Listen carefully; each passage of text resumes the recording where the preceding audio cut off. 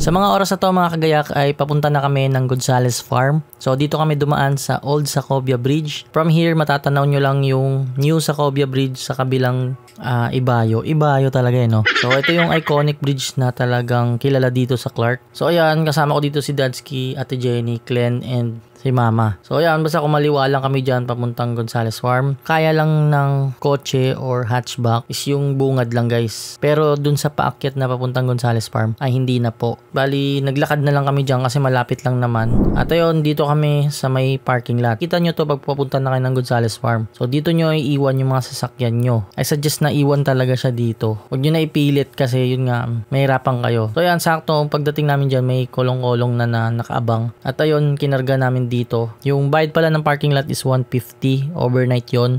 And then, yung kolong-kolong naman is, nagbayad kami dyan ng 150. Hahatid lang sa Gonzales Farm. Isa lang sumakay doon, si Dadsky. And then, naglakad na kaming 4. So, yan, may parang maliit na river cross. Babaw lang naman yan. Bali, marami lang paakyat dito. And then, meron din naman pababa. Parang, exercise na rin kasi, di ba? Walking din siya. So, at least may activity pa rin. So, ang maganda lang kasi wala na kaming dalang gamit dito dahil sinakay na sa kolong-kolong. May nasaktuhan kami ditong kambing na papunta na siguro to sila sa saan sila kinukulong or nakatali. Lakad lang kami dyan, yung makikita nyo, diba, paakyat siya. So, medyo tamang hingal kami dyan.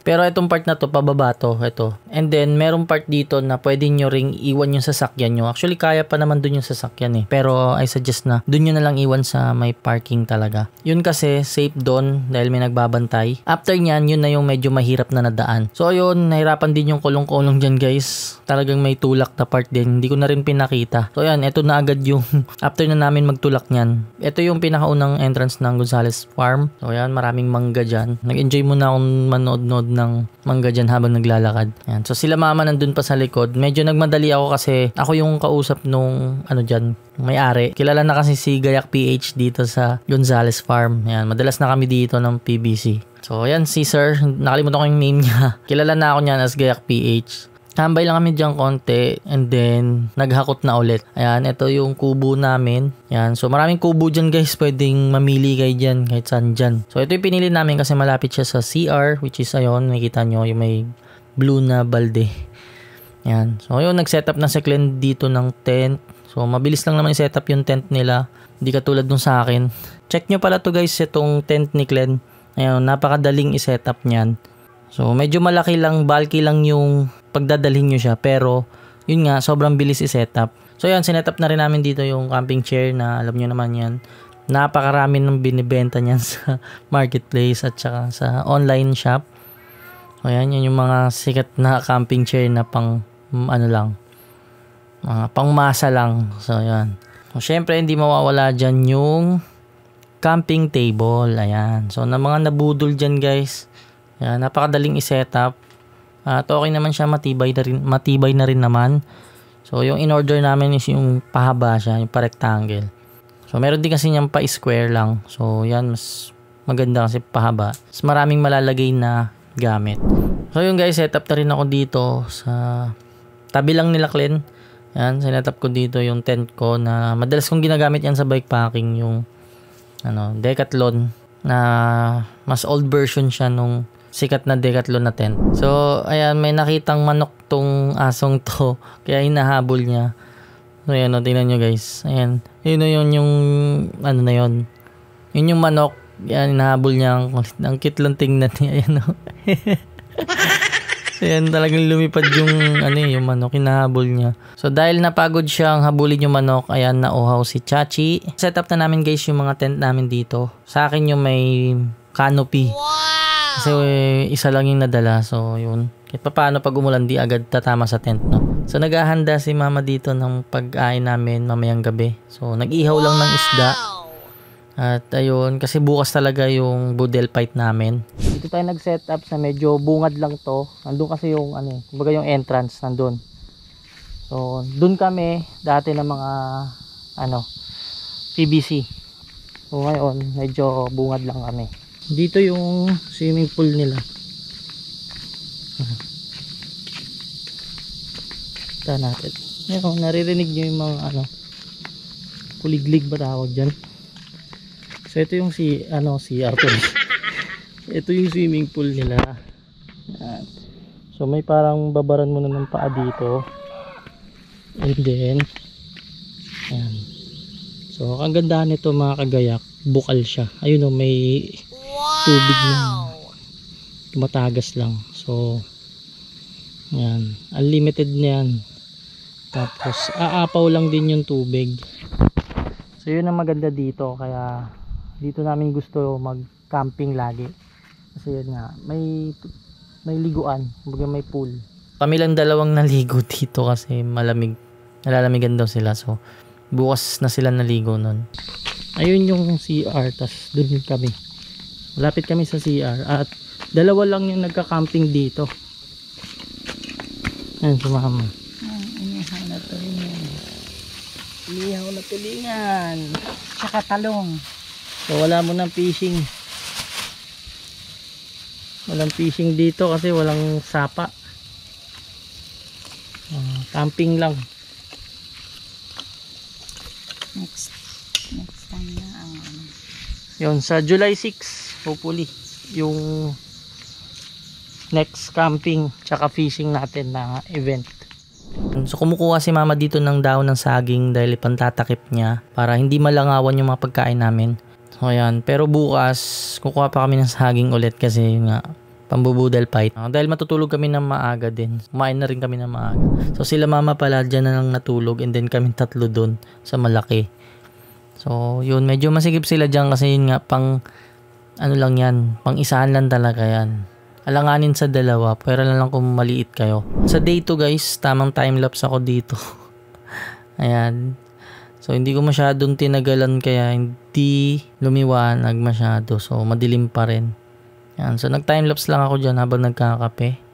So wala masyadong activity guys yung ginawa namin dito. Unlike dun sa Aquinos campsite dahil nag-fishing kami. Actually yun talaga yung gusto din namin yung may fishing. Pero ito kasi parang wala lang, para outlet lang siya kumbaga, para 'di ba? Kahit walang fishing, enjoy pa rin naman yung mismong camping lang. Tapos tamang chill lang. Ayan, pupo lang.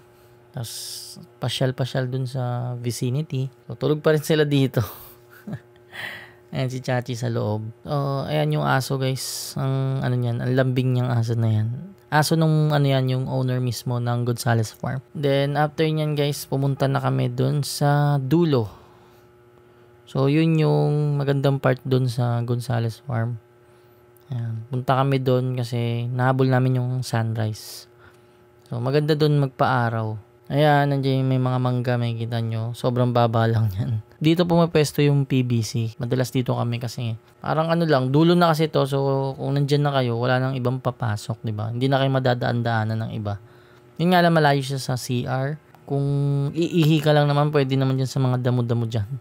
Ito, dito madalas maganda maghamok, mag-pitch ng tent, din dyan. Mas maganda kasi.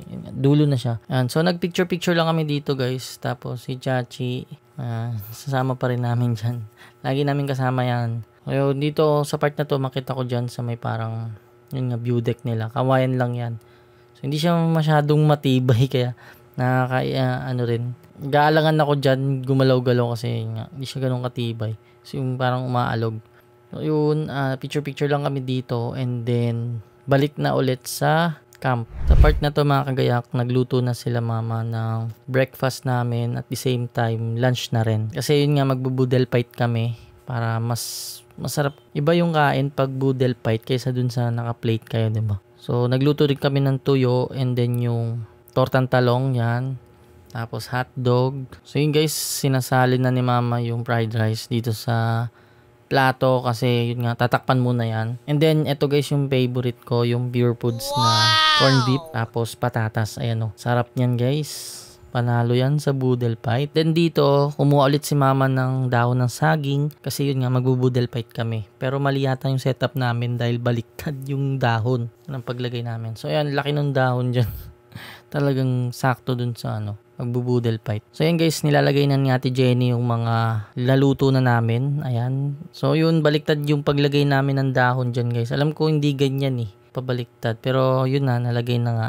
na setup na kasi kaya tinuloy na lang. So yun guys, hinati namin yung sa gitna yung fried rice tapos yung white rice nasa magkabilang side, kabilang dulo pala. So ayun, at nilagay na yung pinaka-favorite ko, yung corned beef na Pure Foods guys ha, Pure Foods. Pure Foods baka naman. So yun, nilalagay na namin yan. Tapos may saging doon na saba. Marami-rami itong pagkain na nilatag namin. Talagang naubos namin guys. Mukha lang siyang konti kasi naka-distort siya. Yan sa GoPro. Pero marami yan guys, pahaba yan. At syempre, hindi mawawala dyan yung hot dogs. Hot dogs. Nilatag na yung tuyo dyan. Sobra. Isa din yan sa nagpasarap ng kain namin. Pre-appetizer. Yan. So may isda pala guys na nakalagay sa gitna. Yung tulingan. Yan yung tira namin kahapon. So yan. Yan yung food namin. Marami yan guys. Promise. Mukha lang siyang konti sa video. Tapos ayun no. Yung salad. Syempre hindi mawawala yan. Pampagana din yan. So yun guys. 5 lang po kaming kakain yan. Pero naubos namin. So yan. Gumawa si mama ng improvise na yung pamaypay. Pambugaw ng langaw. So ayun. Yan. Pumesto na kami at nagdasal muna syempre. At ayun, start na kaming kumain dyan. Sobrang sarap talaga guys kumain, lalo na pag sabay-sabay kayo. Tapos ayun nga yun hindi ko talaga expect na talagang mauubos namin to. Pero grabe, panalo talaga. Tapos ang ganda pa kasi ng yung lugar, syempre mas gaganahan kang kumain dahil kaya pa lang tahimik, maririnig mo yung mga ibon. So yun, nature na nature. Ayan guys, kung makikita nyo, diba? Talagang naubos namin. Ayan may tulingan na tira. So yun. Pero yung mga hotdog yan. Pero ang dami na rin namin nakain. So napaka-solid. Sobrang sarap talaga. So yun, eto guys, pauwi na kami nito. Eto na yung part na medyo talagang na burn namin yung mga kinain namin. Kasi yun nga, maglalakad kami ng 2 kilometers papunta dun sa parking lot. So yan, dala namin yung mga gamit namin. Pero ang kagandahan nun is pababa na kasi siya. Hindi na masyadong pagod dyan. Pero syempre hingal pa rin. Pahinga-pahinga pa rin. Kasi yun nga, may mga dala kami. So ito, tumawid kami dito at may mga naglalaban na mga katutubo dyan. So ito yung sasakyan namin guys. At ayan, pinasok na namin yung mga gamit sa loob ng sasakyan. Ayun, ito na yung pinaka-last na part ng vlog. At sana nag-enjoy kayo guys. At ayun, sa mga nice pumunta dito, ayan guys, kung nakakotse kayo or sasakyan. Kung hindi kayo naka 4-wheel drive na sasakyan or pang off-road, wag nyo na ipasok. So ayan, may parking lot naman, and then mga motor naman, ayun, motor alanganin din dun sa Gonzales Farm, pero kaya naman. Tapos make sure na may magtutulak kasi yun, importante yun.